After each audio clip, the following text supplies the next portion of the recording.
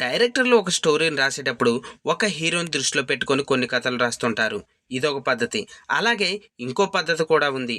కొంతమంది డైరెక్టర్లు ఏ హీరోని దృష్టిలో పెట్టుకోకుండా కూడా కథలు రాస్తుంటారు. వాళ్ళ కథలో ఆ స్టోరీనే మెయిన్ హీరో అని చెప్పవచ్చు. కథలు ఎలా రాసినా సరే ఫైనల్లీ కథ హీరో దగ్గరికి వెళ్ళవలసిందే.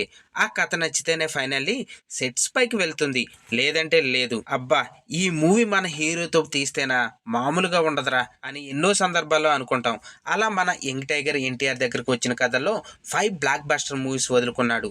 అవేంటో ఇప్పుడైతే చూద్దాం. ఫ్రెండ్స్, వీడియోలోకి వెళ్ళే ముందుగా మన ఛానల్లోని కంటెంట్ నచ్చితే సబ్స్క్రైబ్ చేసుకోండి.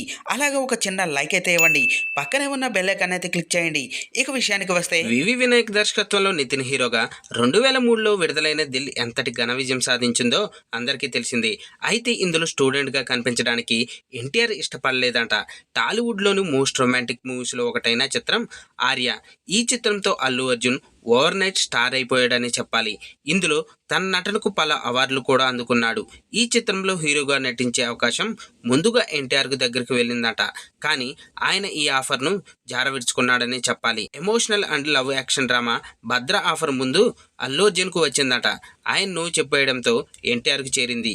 ఆయన కూడా రిజెక్ట్ చేయడంతో చివరగా మాస్ మహారాజా రవితేజ వద్దకు చేరిందట. Boyapati Srinu blockbuster movies ఒకటైన భద్ర హిట్ కావడమే కాదు, పలు భాషల్లో రీమేక్ కూడా అయింది. ఇక రవితేజ కెరీర్ లో బెస్ట్ అనిపించిన మరో క్రేజీ మూవీ కిక్. ఈ చిత్రాన్ని ప్రేక్షకుల నుంచి విశేషమైన స్పందన లభించింది. అయితే దర్శకుడు సురేందర్ రెడ్డి ఈ కథతో ముందుగా యంగ్ టైగర్ ను కలిశాడట. కానీ అంతకు ముందు ఆయన దర్శకత్వంలో వచ్చిన అశోక్ అతిథి చిత్రాలు డిజాస్టర్లుగా నిలవడంతో ఎన్టీఆర్ ఈ అవకాశాన్ని వదిలేశాడట.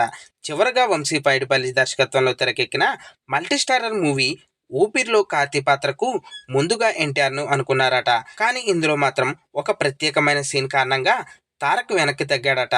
ఈ చిత్రంలోనూ ఒక సీన్లో నాగ్ పాదాలను ఎన్టీఆర్ తాకవలసి వచ్చిందట. అయితే ఆ సీన్ను తన అభిమానులు యాక్సెప్ట్ చేయకపోవచ్చు అనే ఉద్దేశంతో ఈ పాత్రకు సుముఖత చూపలేదు. ఇక ఆ పాత్రలోకి కార్తీ ఎంటర్ అయి మంచి ఎంటర్టైన్మెంట్ అందించాడు. తెలుగునాట ఈ చిత్రానికి మంచి రెస్పాన్స్ రావడమే కాకుండా USA బాక్సాఫీస్ వద్ద 14వ స్థానంలో నిలిచింది. ఫ్రెండ్స్, దీనిపై మీ అభిప్రాయాలు కింద కామెంట్స్ రూపంలో తెలియజేయండి. చూశారు కదా ఫ్రెండ్స్, ఈ రోజు టాపిక్. ఈ వీడియో కనుక మీకు నచ్చినట్లయితే లైక్ చేయండి, మీ ఫ్రెండ్స్తో షేర్ చేసుకోండి, ఎలా ఉందో కామెంట్ పెట్టండి. అలాగే సబ్స్క్రైబ్ చేసుకోవడం మాత్రం మర్చిపోవద్దు ఫ్రెండ్స్.